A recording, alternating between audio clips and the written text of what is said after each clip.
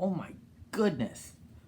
5 crazy races in a row. I'll tell you what, we have had 5 different winners. And of course, the past 5 races. Whew. I'll tell you what, ever since we switched to NBC, we've had some good luck. Yeah, let's just go ahead and jump right into this. New Hampshire was yesterday, and it was kind of your decently above average Loudon, New Hampshire race. Of course, it was hard to pass as usual, but you had a lot of side by side. Of course, the PJ1 and the bottom and third lane really helped the racing. But as that went away, we saw some come and goers for sure. Kyle Busch led a majority of the race. Brad Keselowski started on the pole. He led a few laps. Eric Jones was from front to back to front again. Martin Truex Jr. led a few laps.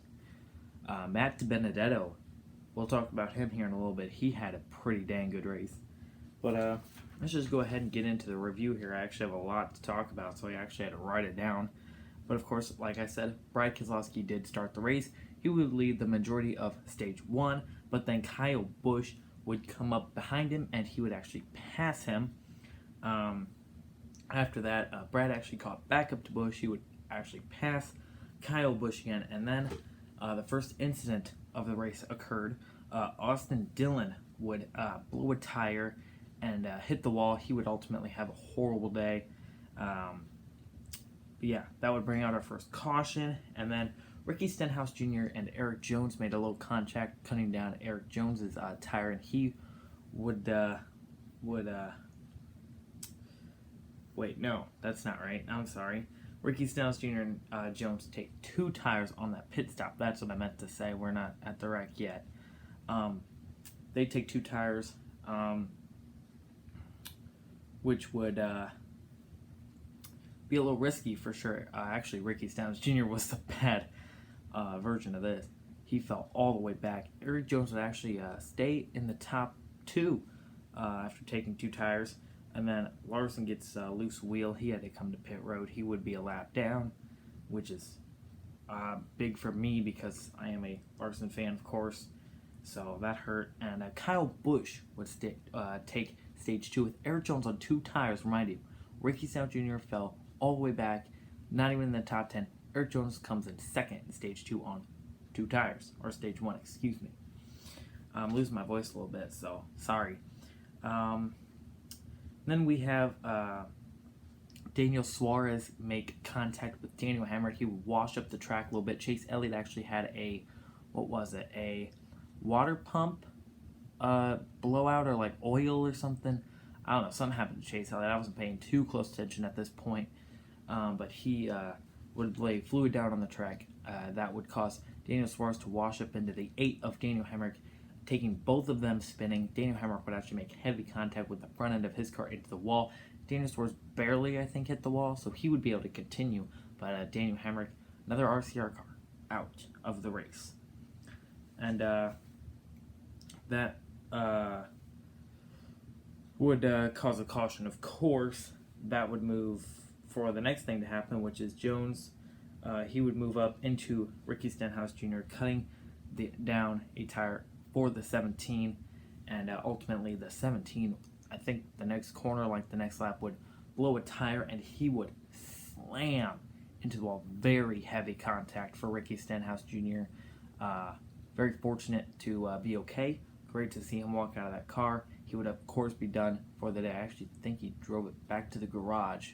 So, yeah, very sad for that team because his teammate is doing so well. He is now officially in a must-win situation. We will actually take a look at the playoff points here in a little bit, figure out who's on that bubble and who should be a little worried, and then we'll really get into that next week. I'll be on vacation, but I will pre-record that for you guys so you have a TNL video next week after vacation. After I'm on vacation, of course. Let's keep talking here. Ryan Newman and Eric Almirola, along with a few others, take the lead. This is at the close end of stage 2. Of course, we just had that caution. with Ricky Stenhouse Jr. So a little bit of a gambling here. We know Ryan Newman loves to gamble. He actually won this race back, I think, in 2016, 2017 on a gamble with RCR, of course. And then Clint Boyer would get into Truex a little bit. I'm not sure what happened. I'm not sure if Boyer got tight or something, but Boyer would ultimately squeeze Truex into the wall. Boyer would actually kind of come up and hit the wall here, damaging his splitter, but not too much damage. I think Boyer finished 20th, so he was still able to continue, not at full speed, of course, but he had a very nice looking Toco car for sure. So kind of unfortunate. Truex had some pretty bad front end damage, but they both were able to continue as we move on here. Johnson runs out of power steering on the restart. They had a big cluster. I think Eric Almirola hammered the brakes or something, and everybody stacked up, of course, and Johnson lost his power steering. He would actually slip all the way back. That's unfortunate. And of course, man, I mentioned Eric Almirola. He wins stage 2 apparently. So good on the 10 car, of course, getting that right strategy, right call, and that'd be big for Ryan Newman. Of course, he was up there, like I mentioned, and he would get some very, very valuable stage points as well. Of course, being right there with Jimmy Johnson and those other bubble playoff drivers. And then, of course, we go on to Kyle Busch, who actually hit the wall. I'm not sure if he blew a tire or not. They showed him wiggling his car ton, but it looked like Kyle Busch's tires were all aired up. I'm not sure if he blew a tire or ran over something or hit a seam on the track. It was very weird, but he ultimately did hit the wall. He barely hit it though, able to continue. And then another Kyle Larson, my man, goes around. He was under Alex Bowman, kind of just drove it in too deep, and he would kind of go off of Bowman like that and kind of turn. He would pop the back end into the wall and then just keep on going. That would ultimately lead to a tire rub, and he would actually blow a tire later in the run, and ultimately ending his day. It's not looking good for Kyle Larson, but we will again take a look at those playoff points here in a little bit. And then Hamlin and Harvick have an amazing battle for the lead. I think it was who got in the way? Was it Michael McDowell or was it Landon Castle that got in the way? I feel like it was Corey LaJoie. Some lap car got in the way of Kevin Harvick with about 2 to go, and that would set up for Hamlin to get into the back end of Harvick, literally pounding his back end when they got into turn 1 and 2, sending Harvick up, and they were side by side coming down the backstretch. Hamlin actually took the top side, and Harvick really, really strongly held him off, and Harvick would actually ultimately win for his first win of the season. Crazy to say, because he had 6 at this point, but Harvick got win at number 1 of the season, and the first for Stewart-Haas. Can I remind you, all of their cars had wins last year. This is the first one of the year. It's, I guess, a good start for Stewart-Haas. They got to start somewhere. So, Kevin Harvick, my pick, out of nowhere, wins. He was not dominant throughout the race. He didn't get many stage points. But that beautiful Busch beard gets to sit in victory lane, of course. So, that is the race review or recap, whatever you want to call it. I wish I had pictures for all this stuff still. Missing my computer, that's for sure. Now we're going to go ahead and I'm going to explain to you guys the playoffs here. So, of course, at number 1, you have Kyle Busch with 4 wins. You have Truex right below him with 4 wins. You have Brad Keselowski, Joey Logano, and Denny Hamlin with 3, and Joey and Hamlin with 2. Of course, Kevin Harvick now in 6th with 1. Chase Elliott sitting in 7th with 1. And Kurt Busch would sit in 8th with 1. And, of course, Alex Bowman rounding out the winners.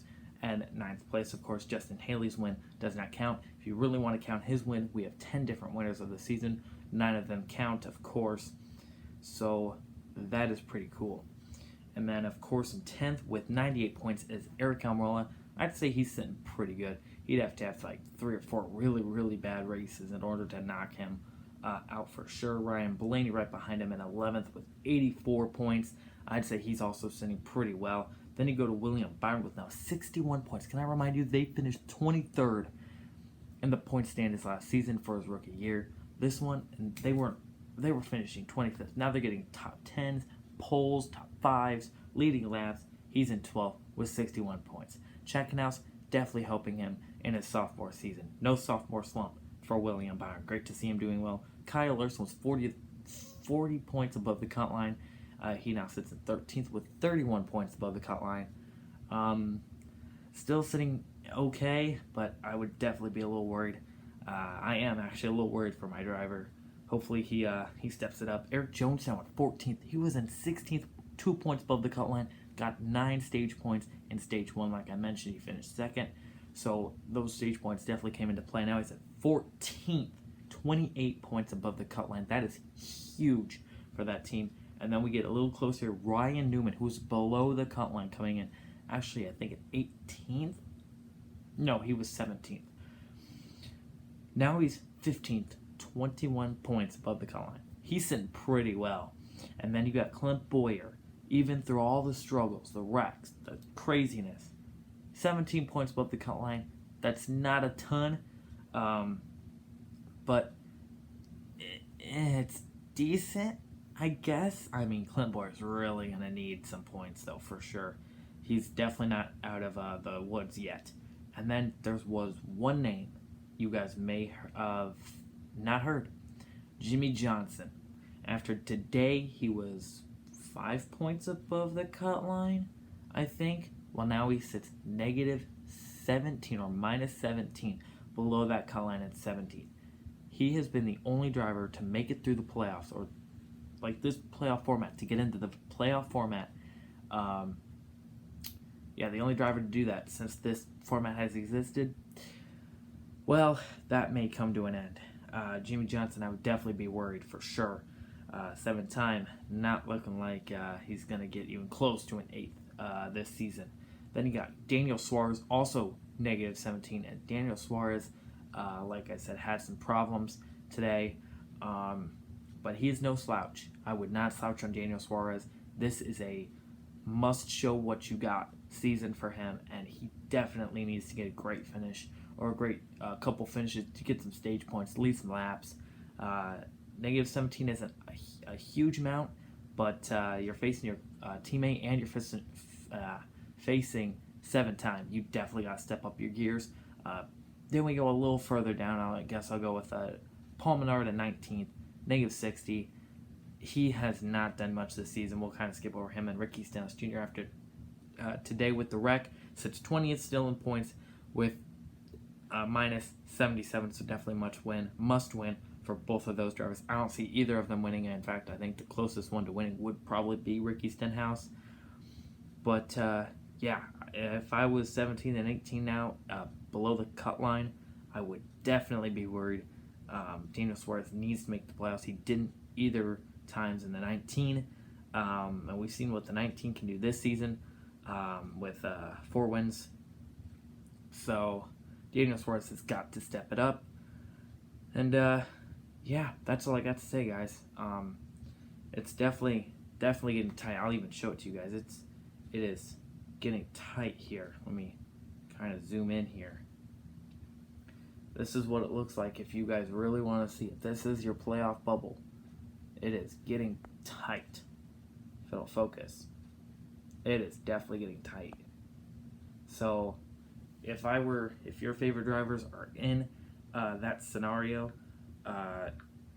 you should probably be a little worried for sure. But anyways, guys, that's all I got for you today. Please like this video, leave a comment, subscribe for more, and I will see you guys for the Pocono and Michigan race predictions. And I finally got another one right. So, Kevin Harvick, I guess thanks for making me right. Although I was really hoping you wouldn't get a run this season, because that would have been a huge story. But anyways, guys, take care. See you guys tomorrow for a NASCAR Heat 3 video. Peace.